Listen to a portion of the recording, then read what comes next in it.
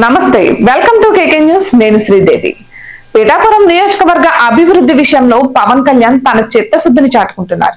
తనకు భారీ మెజార్టీతో విజయాన్ని అందించిన పిఠాపురం నియోజకవర్గ ప్రజలకు కనీవిని ఎరుగని అభివృద్ధిని అందించి కృతజ్ఞతలు తెలుపుకుంటానని ప్రకటించిన ఆయన ఆ దిశగా తొలి అడుగు వేశారు. జనసేన అధినేత పవన్ కళ్యాణ్ పిఠాపురం నియోజకవర్గం నుంచి భారీ మెజార్టీతో విజయం సాధించిన సంగతి తెలిసిందే.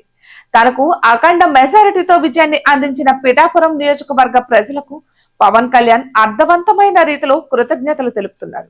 విశ్వసనీయ సమాచారం మేరకు పిఠాపురంకు త్వరలో అత్యంత ప్రతిష్టాత్మకమైన అపోలో మల్టీ స్పెషాలిటీ హాస్పిటల్ రానుంది. Chiranjeevi charitable trust general manager Ravanam Swaminaidu ఈ విషయాన్ని వెల్లడించారు. తను ఒక ఛానల్ కు ఇచ్చిన ఇంటర్వ్యూలో రవణం స్వామినాయుడు పవన్ కళ్యాణ్ వాగ్దానం చేసిన విధంగా పిఠాపురంలో అపోలో హాస్పిటల్ ఏర్పాటు కాబోతుందని వెల్లడించారు. ఇందుకోసం ఇప్పటికే రామ్ చరణ్ ఉపాసనలు పిఠాపురంలో 10 ఎకరాల స్థలాన్ని కొనుగోలు చేశారు.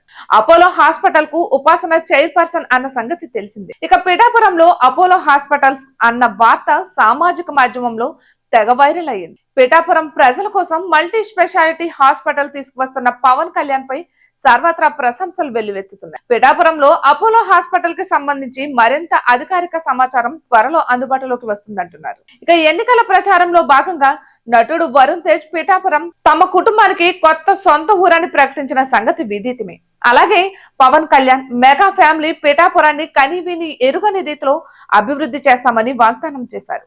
అదే విధంగా పవన్ కళ్యాణ్ కూడా పిఠాపురం నియోజకవర్గ అభివృద్ధికి కట్టుబడి ఉంటానని వాగ్దానం చేసిన సంగతి తెలిసిందే. ఇప్పుడు పిఠాపురంలో అపోలో హాస్పిటల్ ఏర్పాటు వారు చెప్పిన అభివృద్ధిలో తొలి అడుగుగా భావించవచ్చు. ఇటువంటి మరెన్నో వీడియోస్ కోసం కేకే న్యూస్ తెలుగు ఛానల్ ని సబ్స్క్రైబ్ చేసుకోండి.